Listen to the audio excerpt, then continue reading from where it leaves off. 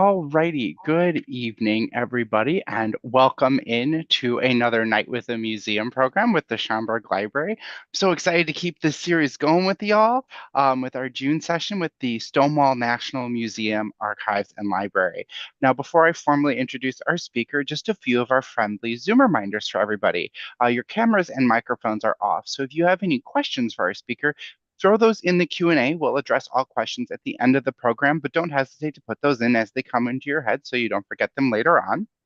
If you are having any technical difficulties during the program, you can also use the Q&A as a way to communicate directly with me, and I'll be able to go back and forth with you and help you out as best as I can.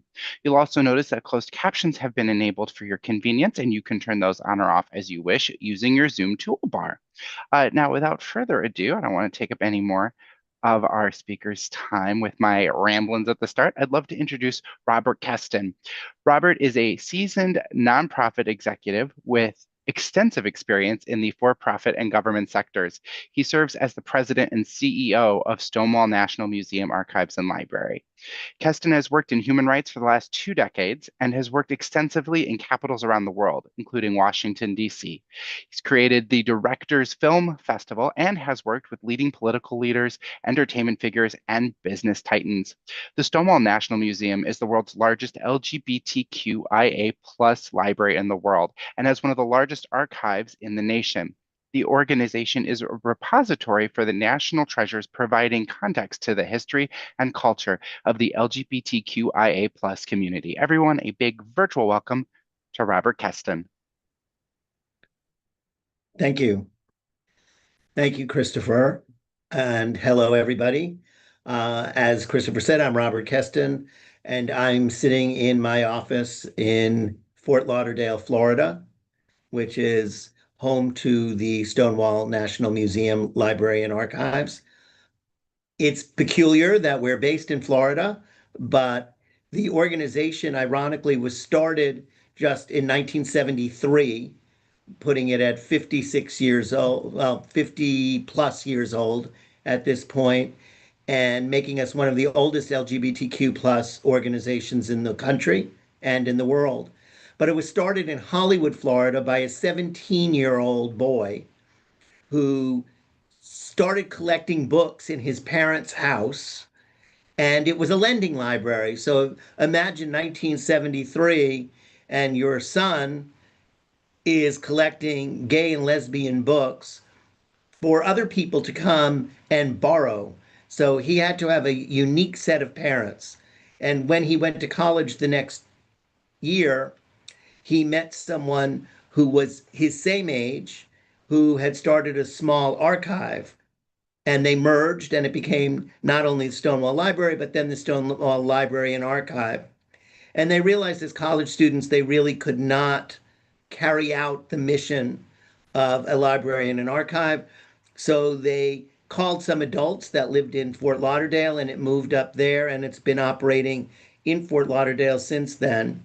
And it has grown truly dramatically with over 30,000 books and documents that cover the entire United States and all the subjects that are relevant to the LGBTQIA plus community over these last 50 plus years, with some of our materials going back even to the near 1800s.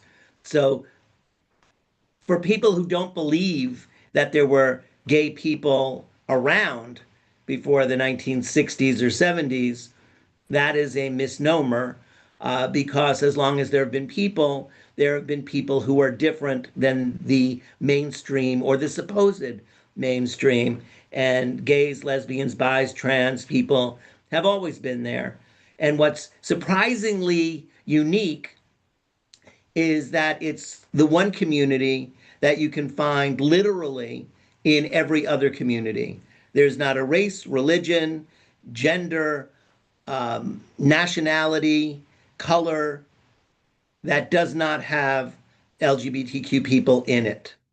So it is sort of an interesting conundrum for people that are often marginalized and often scapegoated, that they represent the full panoply of the human race.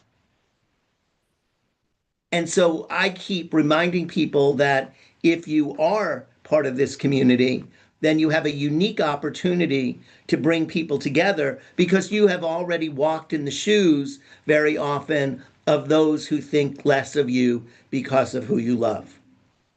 So it's a really interesting thing. The other thing that I do mention is that in the Bible, there was the character Noah, and Noah built an ark and he sailed around for 40 days and 40 nights until the rains and the floods started to subside. And then when he was called outside on the deck, there was a rainbow. And God basically said, the rainbow is a symbol that I will never do this again to humans anywhere at any time.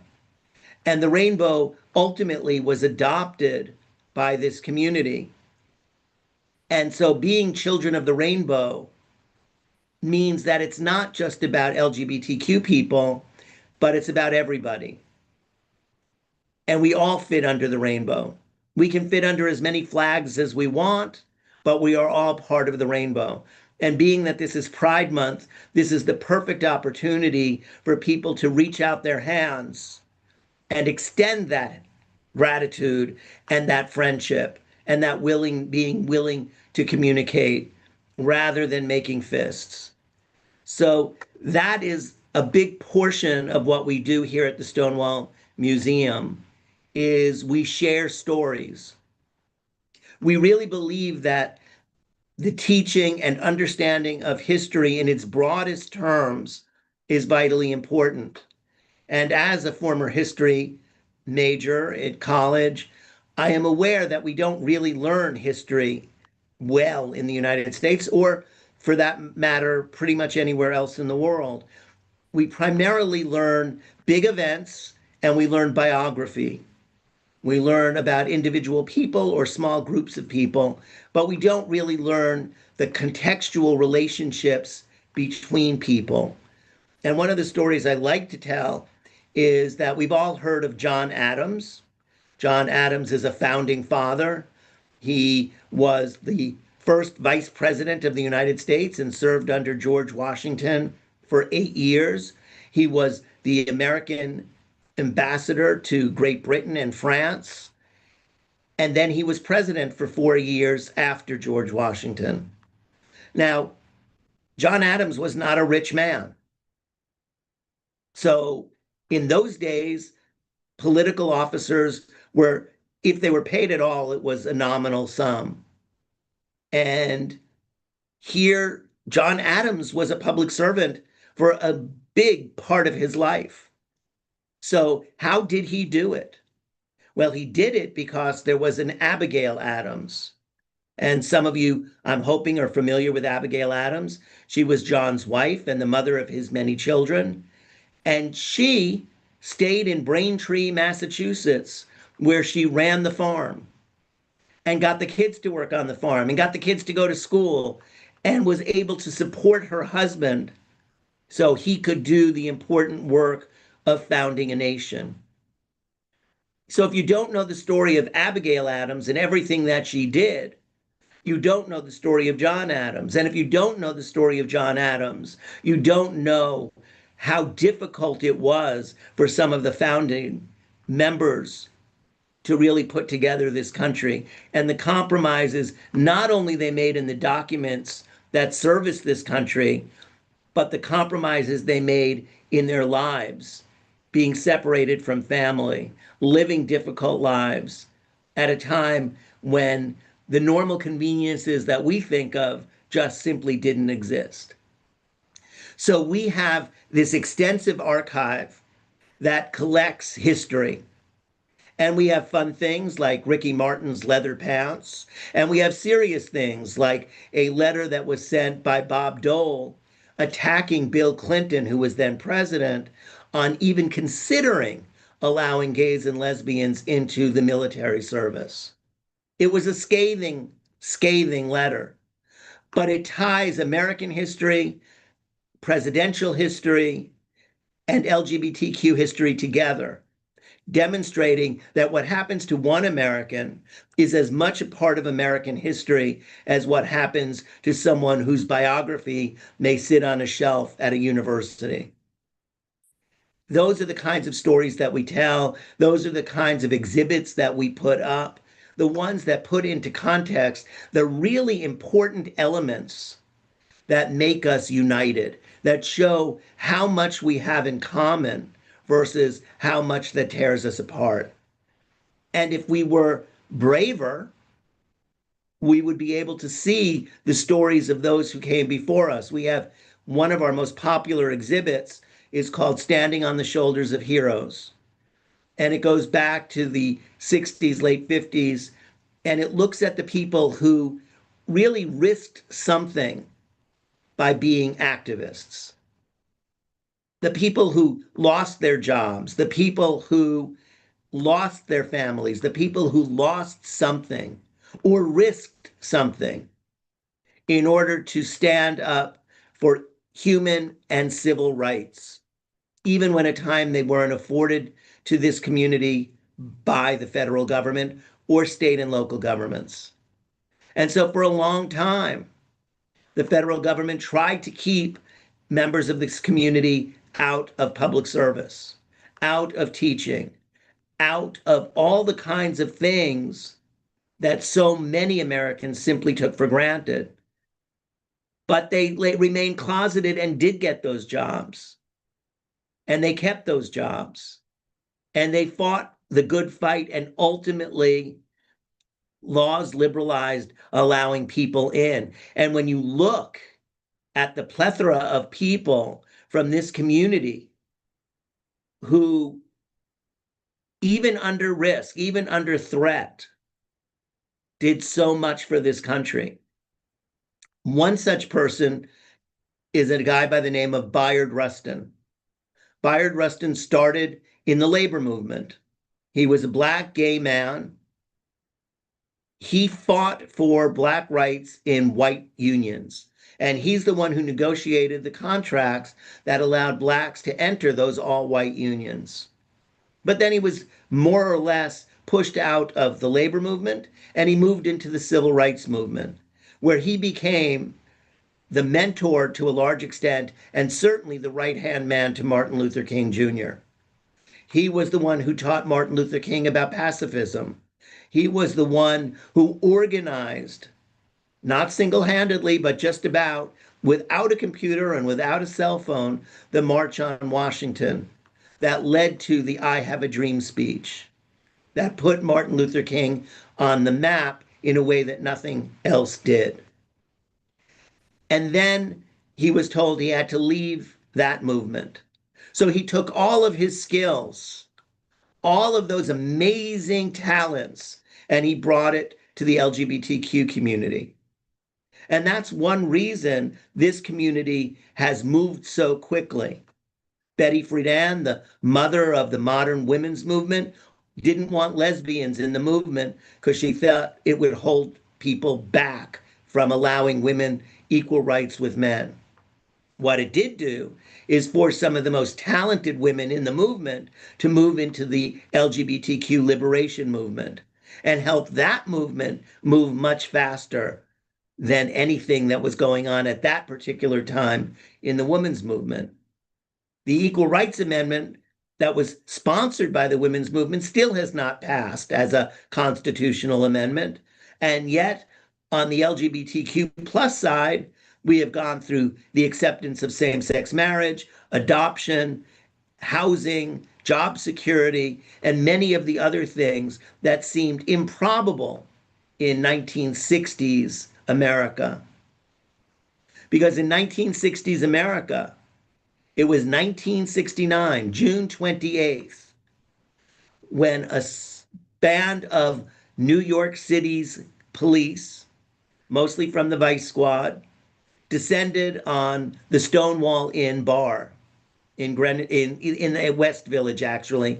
Some people say the Greenwich Village, but it's the West Village on Christopher Street. And they thought, like all the other bars that they had been to, that they would walk in, they would march people out, they would take some downtown and book them, and it would be over. But the Stonewall Bar was a very interesting thing. It had only been open for a few years. It had been another bar before that, and there was a fire, and the mob took it over, and they painted the floor, the ceiling, the walls black. It did not have running water. So they had buckets on the bar, and that's how they washed the glasses. So I can tell you that, needless to say, bartenders didn't drink there. They might have had a bottle of beer, but they weren't drinking out of glasses. That water, nobody knows how often it was changed. The other thing is what happens in a bar when people are drinking and the bathrooms don't really have running water. So the place smelled.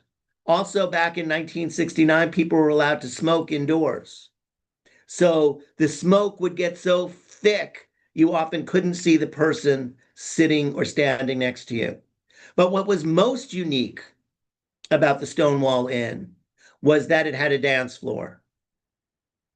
And almost no bars at that time allowed dancing. And so young people would go there from all over the city and surrounding areas because they could dance. And they could dance with the people they wanted to dance with. And they could hold hands with the people they wanted to hold hands with. And it was the one place where they felt no matter what they looked like, whether they were trans, whether they were cross dressers, whether they were lesbians, whether they were gay men, whether they were black or white or Latino, they could go there and they could be themselves and they could be free. And for many people, that was the only place in the world, other than they were under their covers in their own apartments, in their own beds, was the only place they could be free. It was a time when you didn't want to know the last name of the person you were talking to. You did not want to know where they lived. You didn't want to know what they did for a living. Because if you knew that and a bar was raided and the police asked you, you would be in trouble or you would be getting someone else in trouble. So people didn't know names. They didn't know addresses. They just know that they had these moments in time. So when the police came in and raided this space, they said no. And they said no loudly. And they forced the police back out onto the street. And by then, a massive crowd had assembled. And people started throwing things and harassing the police and damaging the police cars. And so the police fled back into the bar and they barricaded themselves in. Now, these officers did not notify the local precinct that they were raiding the Stonewall Inn. And the officers at the local precinct would not have raided the Stonewall Inn because the Stonewall Inn's mob owners were paying them off. So they were not happy that their meal ticket was being invaded. But they did come to the aid of their fellow officers. But they also let many of the people who the police had wanted to arrest let go. So therefore, there were very few people that ever got arrested at this melee. And the melee went on well into the morning, and then at the next night, and the night after that, and the night after that. And it was those 4 or 5 consecutive days of riots that gave this institution and gave this event its name, a name that now lives in history. And what permeated the society was that organizations were formed by the people who were at the Stonewall riot. Those were the very first real substantial organizations, other than people finding themselves and being somewhat intellectual about the situations they were in. These were street kids that were forming organizations that fed people, that housed people, that protected young people who got kicked out of their homes, who couldn't find food, who didn't have clothing. That was the big break. That was the big start of something that was unique and special and really formed a community. And from that, 1969 event.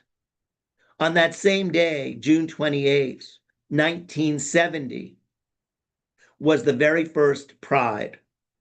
And Pride started outside the closed Stonewall Inn bar and marched from Christopher Street all the way up to Central Park. And they started as a ragtag group of predominantly young people of mixed races and colors and creeds and nationalities. And by the time they got to Central Park, they numbered well into the thousands. And then they knew for certain that there was a community. And that Pride became an annual thing. And in the 55 years since the first Pride, 1970 to 2025, prides have sprung up not only across the United States in small towns and big cities, in places where it's still uncomfortable to be gay, but across the planet. And there have been prides in Moscow, and prides in Kenya, and prides in China, and prides across South America, and in India, and across Western Europe. And even in places where people are threatened with imprisonment and death, they still stand up because they know that their brothers and sisters, their parents, their friends and families stand with them. And that is an amazing history. And it's an amazing history that it happened in such a short time. And so on mornings when I come in and I look at our library, I am reminded that we are in Florida, where almost every single one of these books would be banned from school libraries. Before Stonewall, many of these books could get someone put in jail if they mailed them in the US Postal Service. Now they're in a collection that people come to see from all over the world. It's really just so amazing. The other thing that's quite remarkable is that we have the stories of so many people that were on the front lines back in 1960, back in 1969, back in 1970s and 80s. The stories that we have collected, the articles of clothing, the written material, the booklets and magazines and newspapers, some that were done on mimeograph machines, are all a record of people who wanted to be themselves, wanted to have a loving relationship, and were willing to do whatever it took so that not only they would have it, but their next generation and the generation after that would never have to struggle the way they did. That's just such an amazing legacy. Almost every community has it. Certainly, African Americans have fought for hundreds and hundreds of years. The Latino community is struggling now to really find that sense of community that extends beyond their national origins. Women have been fighting for equality certainly since I can remember. And the same is true for any community that is either a minority or marginalized by the greater society. But we have done it in a very short time. And that is because, as I said, the best and the brightest that no longer felt comfortable in their ethnic or religious or social community found a way to enter the LGBTQ world and help start organizations and help start societies and entities and institutions and wrote down the history and made films. And when you look at the legacy of the people, it's just amazing. I mean, imagine a world without Elton John's music, without Rauschenberg's paintings, without Leonard Bernstein. Some of the greatest educators, some amazing political figures, all were part of this community. And now, unlike back in 1969, There are CEOs of Fortune 500 companies. There are teachers and educators. There are members of the United States House and Senate. There are governors. Every walk of life at the highest levels has people from this community in it. And there have never been more people that have been out. There have never been more people who identify in ways that were unimaginable even in 1969. And the number of people who are very happily married with children is astounding, considering legal marriage across the United States is only 10 years old. And still, there is pushback. The Southern Baptist Convention just last week called for the abolition of same-sex marriage. Whether it will get before the Supreme Court, nobody knows at this point, but they're certainly pushing for it, as are others. We also know that the evangelical churches from the United States are the biggest supporters of the laws in places like Uganda that have passed legislation that if you come out as gay, you can be sentenced to death or prison. So America's reach in turning a community into villains is not only strong here in the United States, but touches people's lives around the world. And why is that important? It's important because people in Uganda had to flee Uganda. And they went to a UN displaced persons camp in Kenya. But the rules are that unless the government where you go, where the camp is based, recognizes you as a refugee, you cannot get services. So Kenya refused to recognize LGBTQ people as refugees. So although they're in those camps, they're not entitled to food, healthcare, or housing. And the UN does nothing. So as people were being killed and raped and maimed, the UN went in and took those people out, or some of those people out, and without really thinking it through, they moved them to one of the most dangerous parts of Africa, South Sudan, where Islam is so strong and so repressive that those people's lives are under threat literally every day. And once again, are not recognized as refugees, so do not get services. And I will tell you that at least once a week, if not more, our offices here, and we do not do social services, is begged for financial resources to at least give people enough food to eat something and enough clothing to stay warmer in the winter, or a piece of cardboard so they have something to sleep under.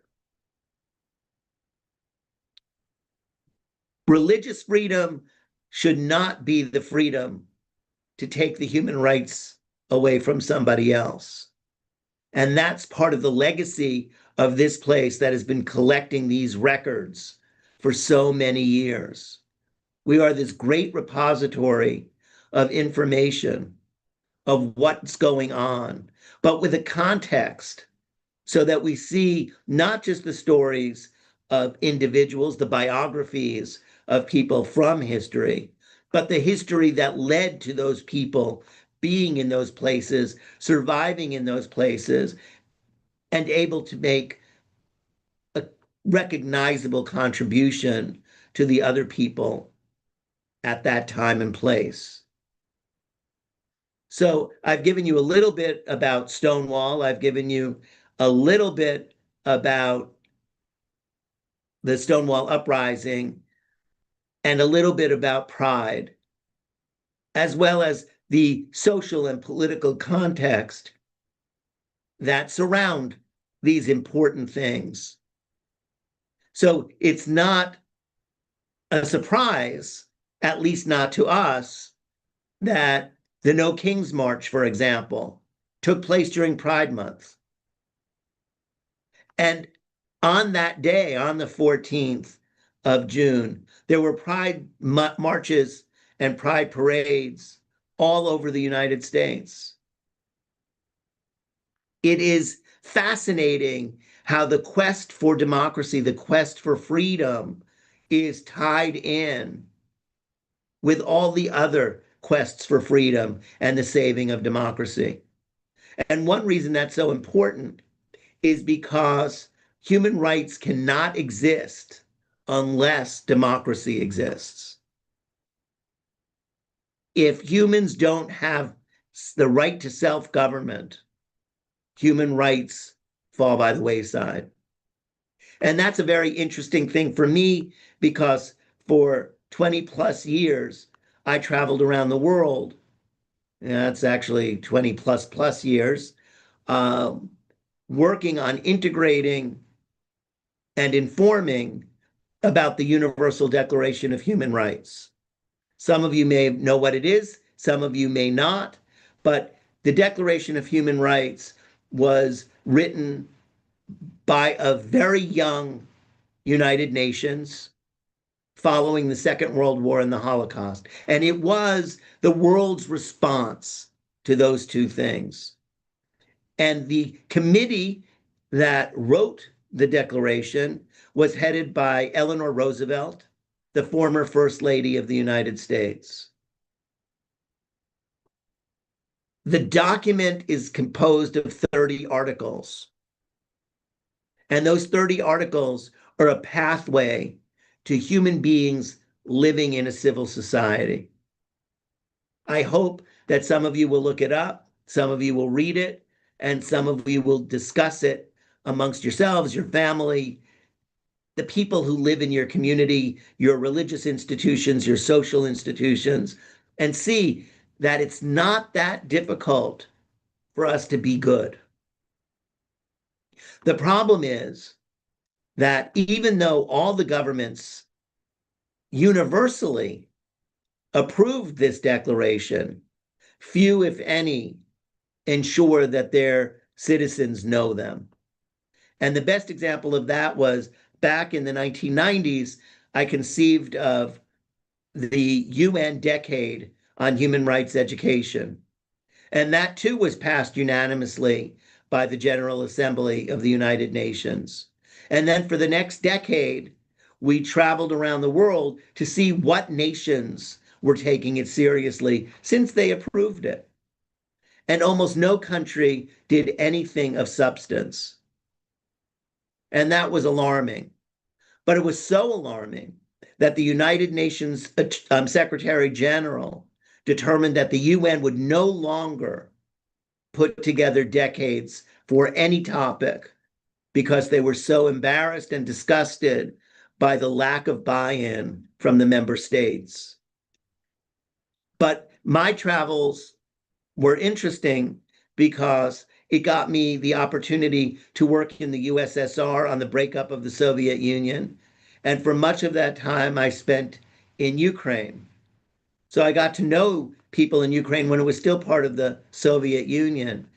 And I ended up working on how they would leave the Soviet Union. And one of the things that I demanded for me staying there was that they become the first Soviet republic to decriminalize homosexuality. At that moment, you could be put into a mental institution or sent to do hard labor. And I told them that I would leave. And within 4 or 5 days, the deputy prime minister presented me with the law changing that ruling. And Ukraine became the first Soviet republic to decriminalize, the first independent former Soviet republic to keep that law on the books. And even in the midst of the war that they have going on now with Russia, they continue to liberalize legislation and social actions addressing the rights of LGBTQ plus people. Yet they're at war with Russia, which has become ever more repressive and has done away, for all intents and purposes, with their democracy. So it's also symbolic of what's going on in the world. And in our 2025 Pride exhibit, which is a immersive video exhibit, it takes you from 1970 to 2025 prides from all over the world.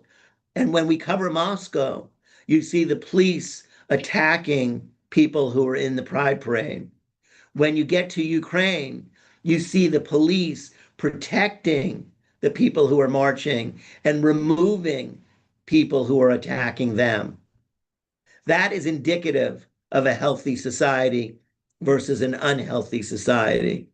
And it's something that every time I show that film, every time people come to see the Pride exhibit here at Stonewall, I am reminded that good things happen even in bad times and good people shine through. I was also sent to Egypt and Tunisia during the Arab Spring and stood in Tahrir Square as the mobs demanded that Mubarak resign. So I've gotten to be in interesting places at interesting times. And I've gotten to see how people are treated and how marginalized people are marginalized and often marginalized further and scapegoated for the kinds of things that are going on at bad times. When I look at what's going on here in Florida, we have a governor that passed the Don't Say Gay bill, who has gone after the trans community, especially trans children and trans women of color, in ways that seem so un-American. And yet now the federal government is following some of his injunctions against fellow citizens. And so we are forced to fight back. We fight back with history. We fight back with the reminder that when AIDS was first discovered, it wasn't called AIDS, it was called the gay cancer or the gay plague, and that the government wouldn't get involved. Ronald Reagan and George Herbert Walker Bush wouldn't even say the name gay. They wouldn't say that there was a disease. And so it was ironic that in New York, at Madison Square Garden, when they hosted the rodeo, when they hosted Ringling Brothers Circus, those organizations combined raised money for fighting AIDS, for creating healthcare institutions to fight AIDS. So it's kind of amazing that the private sector was willing to do something that the public sector, our government, was unable to do or unwilling to do.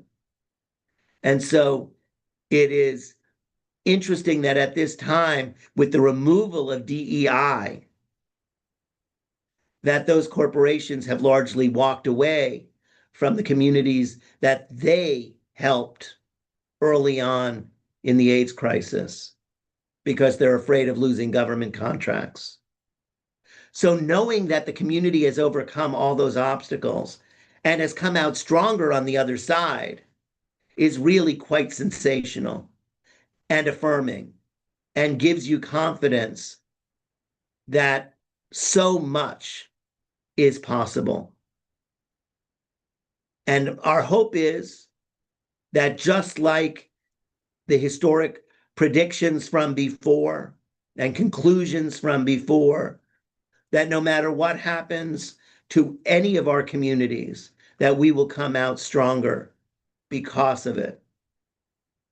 And I did see that there was a request for a tour. I will say that it's hard to do, but I will try. So I will unplug my computer and try to show you at least some of the things. I won't be able to show everything because our stuff doesn't travel well into the archive, so I won't be able to show you stuff that's in the archive, but I'm happy to show you some of the things that are in our um, Pride exhibition. So if you'd like that, I'm happy to try and do it. I can't assure the success, but we'll take a look. So here is, let's see if I can find it. This is Edie Windsor, and it's part of our campaign and traveling exhibit called Standing on the Shoulders of Heroes, which is there. For those of you who don't know who Edie Windsor was, Edie Windsor was a woman in New York who was madly in love with her partner for many, many years. And they couldn't get married in the United States, so they went to Canada to get married. And when they came back, they filed a joint tax return, and it was rejected by the IRS, and they sued. Edie's partner died, and Edie continued that fight. But when her partner died, the IRS gave her a tax bill of $400,000. And so she paid that tax bill and kept going and went to the Supreme Court, where the Supreme Court recognized that it was almost impossible for them not to recognize a marriage that took place in another country, because what would that do to people from the United States traveling to other countries? So the Supreme Court approved gay marriage across the United States, and the IRS had to return that $400,000 to Edie Windsor. And then subsequently, the Supreme Court approved through Obergefell gay marriage, same sex marriage across the country. Here is the first panel of our, I'm trying to get it in there, um, last year's Pride um, exhibit, which focused on the 55th year of the Stonewall Uprising. And for that activity, what we did is I'm sorry, it's dark. I have to turn the lights back on. We are closed at this time. Uh, but we built a replica of the Stonewall Bar as it looked in 1969 before the police raid. And as you can see here, and I'll try to get this, we have a replica of the outside of the Stonewall Bar as it looks somewhat in New York. And there's a neon sign in the window, which is not lit up at this time, but people had to walk through these doors right here, through the two brick walls, and then they would go into the bar. And there was a jukebox, and there was a cigarette machine, and there was a bar, and the story of the Stonewall Inn and the uprising took place. And we then did the world's first um, reenactment of the Stonewall Uprising, which took place here, and the police came in and arrested the bar patrons and took them out, and we forced them back into the bar. And we had 8 police departments participating and about 500 or 600 people, and they got to throw fake bricks and had a really great time. And we made history come alive, and we'll be doing the reenactment for the second time on June 28th here in Fort Lauderdale. So anybody who wants to come down, everybody is welcome. So here is our current Pride exhibit. And I'm not going to read you the panels, but I will walk across just so you get some idea of all the things that we have here.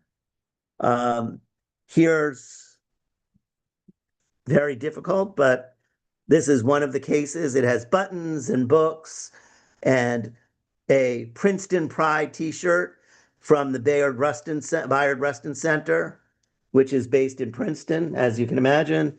Here's another case with materials. Then there are more panels over here. This here, let's see if I can get it. This here is the pass out that they did in 1970 for the first Pride, which was then called the Christopher Street Liberation Day on Sunday, June 28th, Gay Pride Week. They had tons of activities, including the march. They didn't know if it would be successful, yet it was, and that's why we still do Pride today. Here is a gold record that was given to us by the Village people in celebration of our collecting and our telling the stories of our community. Here you can see 2 newspaper articles for the last 4 years. We have had the op-ed page for the Miami Herald, the largest newspaper in Florida, to announce Pride. So the one that's closest says we celebrate 55 years of Pride. That was this year. And Pride Month will mark the anniversary. Spirit of Stonewall was last year's. The book here, right here, was created by a company in Italy. It's a phenomenal book, which through pictures tells the story of prides from all over the world. And then we'll go in here. And this is the movie theater that we've created. So it's curtains everywhere. And this, and I don't think that you'll be able to see it clearly, but these are the screens that have on them the prides from all over the world. And it says on the bottom of the screen what city or country.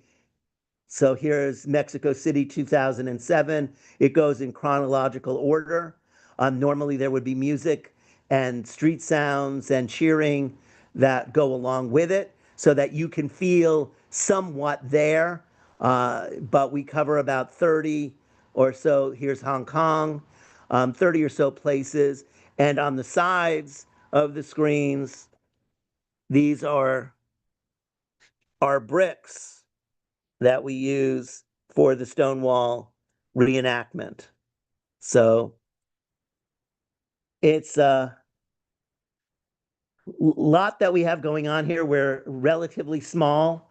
So a few of us have to do a lot of things, but we're so committed to telling the stories of our community and also showing the role that our community plays in the greater community, how tied in our history is with everybody else's. And one of the things that we feel is deeply important is that when members of our community are successful, we should be celebrating those things as well. And so in this case here, let's see, out of our archives, that red boot is the boot that Billy Porter wore in the Broadway show Kinky Boots. This gavel was Nancy Pelosi's gavel that she used when she ended Don't Ask, Don't Tell.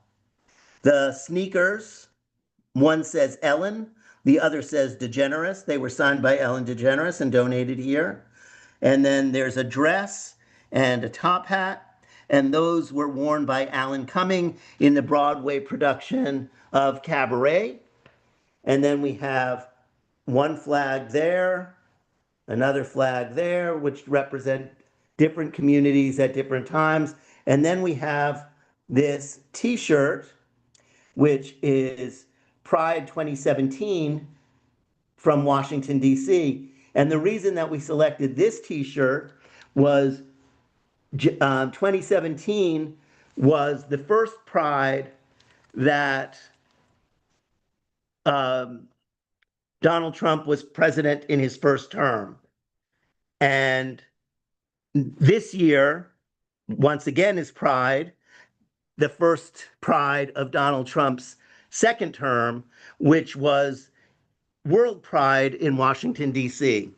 So there is some interesting things that happen historically, and the difference that we're in at this particular time around the world.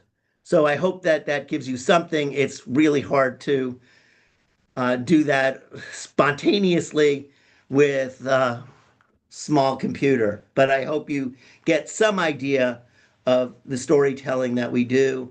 And you can see these panels if you like, and also see the film if you go to our website under traveling exhibits, the Pride exhibit. So that way you can see them better than what you can see uh, here. And Jeff, you're quite welcome. There's nothing better than having an opportunity to show off the amazing things that we get to do here and the amazing stories we get to tell about so many wonderful people. In the part of the museum that you saw where we have the case with the celebrity paraphernalia, in that space for 2 years, we dedicated that space to the marginalized communities within the LGBTQ plus community. So our first exhibit was an artist from New York by the name of Beau McCall. His artwork opened that whole storyline for us, and it was a really successful show. That was followed by an exhibit on called If You Could See Me Through My Eyes, and it was about trans women of color. And they once again got to tell their story their way. And then that was followed by a look at the inconsistencies in healthcare between one set of people in our community and the other, and then our community versus the general public. And then we had our first Asian artist doing an exhibition.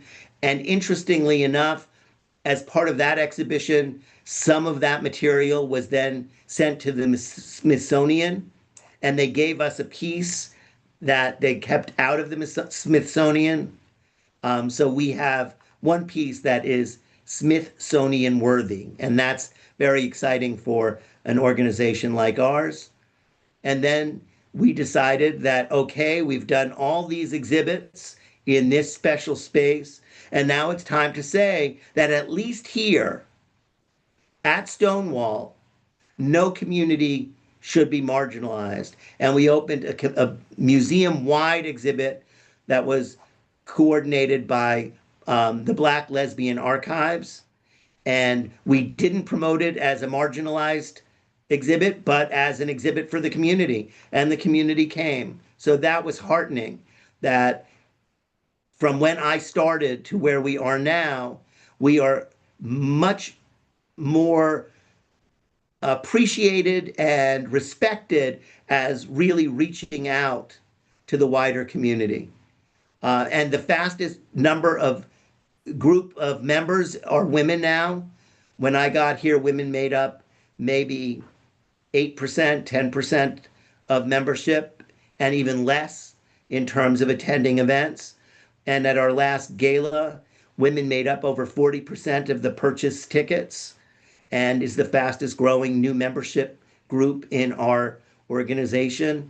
And we recently started the the Stonewall National Women's Fund, where our first chapter is South Florida, but we will be opening chapters in other states across the country, offering programming and offering the opportunity for all these different groups to meet and to discuss the issues that are of interest and important to the lesbian and women's communities.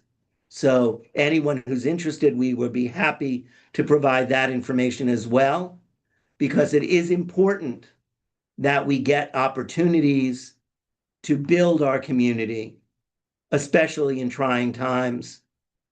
And hopefully, unlike in the past, we will learn the lesson that there is no room for complacency. When you are marginalized, when you are a minority group, you can never take human rights or civil rights for granted. It is always a fight. It is always a struggle. But if you don't make that effort, life is much worse. When you believe everything is going to be okay, is the time when you have to work harder.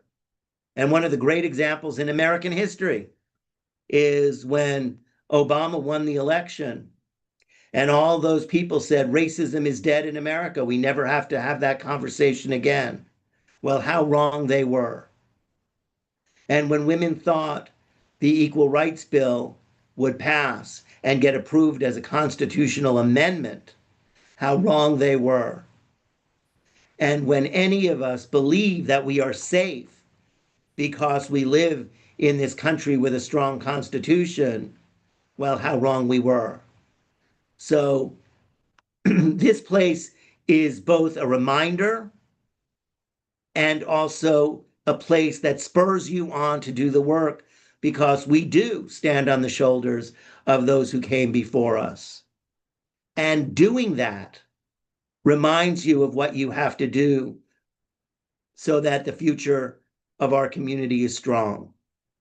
And it always reminds me of when a president goes to Congress to give their State of the Union address, and they say, the State of the Union is strong. And I sometimes wondered what that meant. But now I know that the state of our community, although threatened, although challenged, is strong. And we have overcome so many things, even without all the infrastructure that we now have in place. So with that infrastructure, with those national, regional, local organizations, with so many people being out and open, with so many people in high-placed positions, the future is actually very bright. And I think and I hope that many of you will feel that same confidence that I feel. And I certainly hope that many of you will consider coming to visit us and spending some time here at Stonewall. And I know there's only a few minutes left, if I'm not mistaken. So if there are any questions, I'm happy to answer them. And this gives me an opportunity to take a sip of water.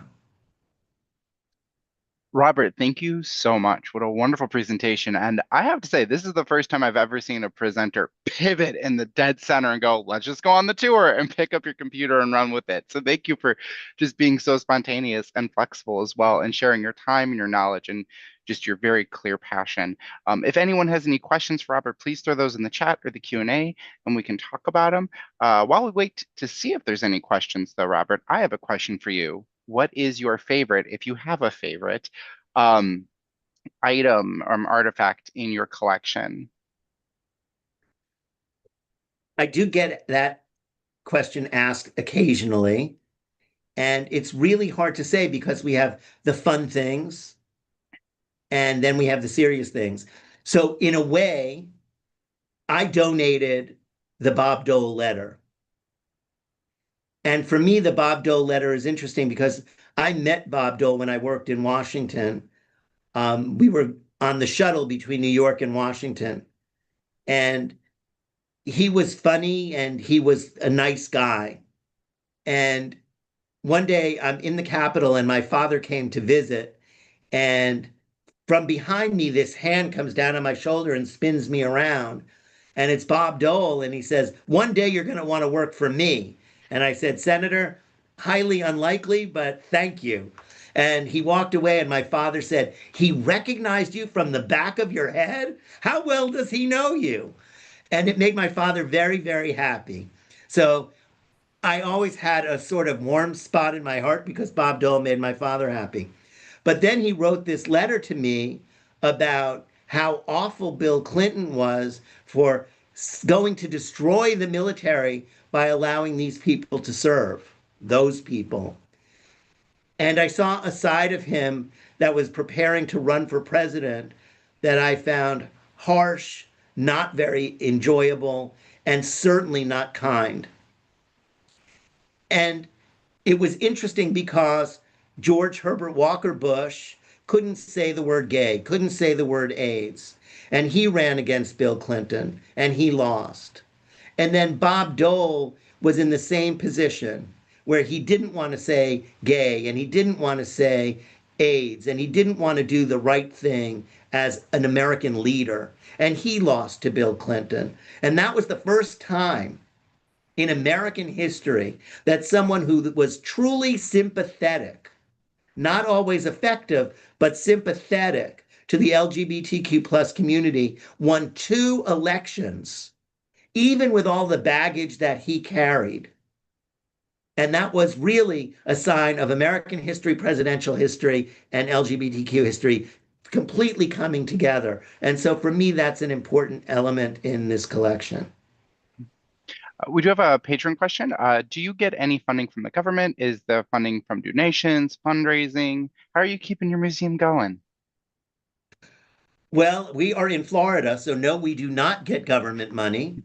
And the very small amount of money that we used to get from the federal government has stopped.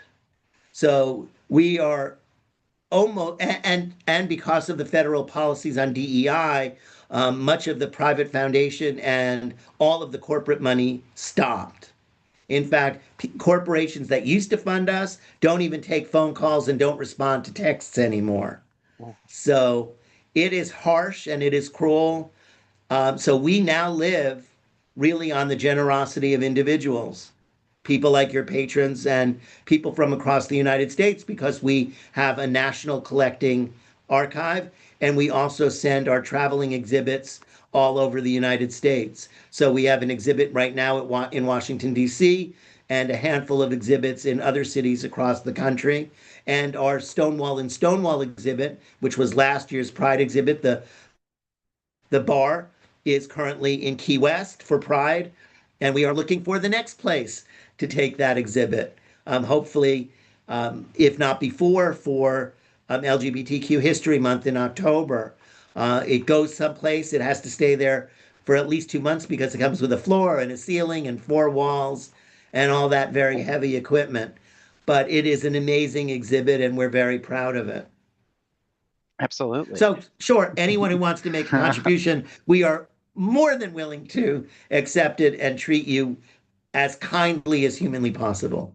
If people come to visit, is it a free admission? Do they have to, is there a small admission fee to enter the museum It archive? is a free admission. We do ask for a contribution of $10 per person. Sometimes we get it, sometimes we don't. And we're open 7 days, generally open 7 days a week. All right. Well, So people will find us. if anyone's ever in the area, make sure you check this out. I mean, based off what we saw, seems like a lot of really wonderful things on display, and your exhibits are very well done. So definitely worth a visit. I agree. Now I know we're over time a little bit, and it is much later where you are, and I want to make sure I'm very respectful of your time. But if we can wrap with just one final question, um, and this is a big question, especially from the life of work that you've been doing and the career you've built. But how has been working with the Stonewall National Museum Archives and Library?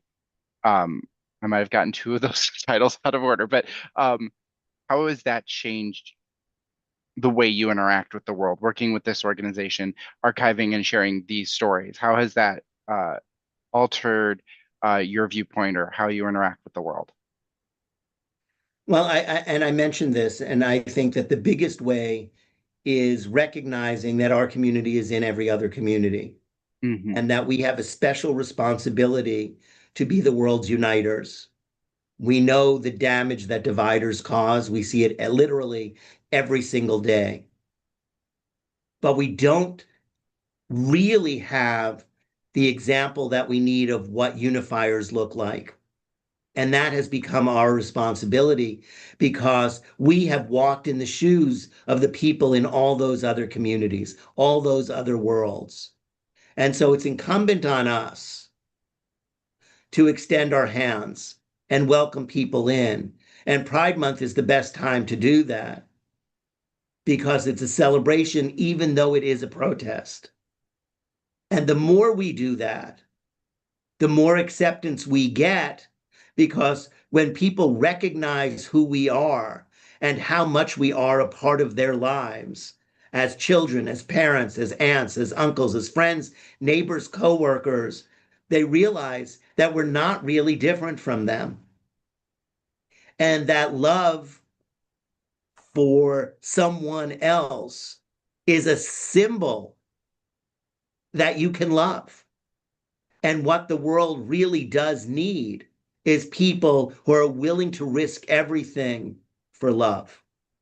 And that's really the biggest learning tool or learning experience that I've gotten, is that this is a community that fights for things, fought against the AIDS virus, fought for marriage, fought for having families out of love. We're not fighting for money. We're not fighting for power. We're not fighting for fame.